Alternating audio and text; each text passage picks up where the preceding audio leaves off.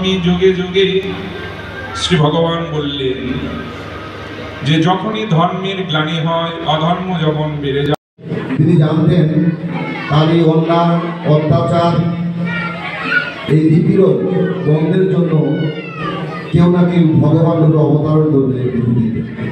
এবং তিনি জানতেন যে বাসুদেব এবং দেবকীর গর্ভজাত সন্তান সেটা হবে।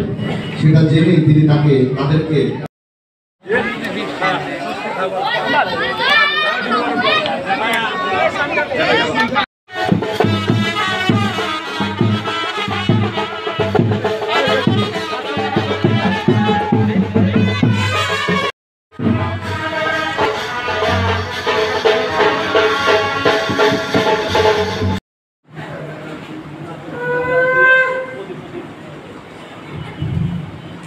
আমি মঞ্চে আসন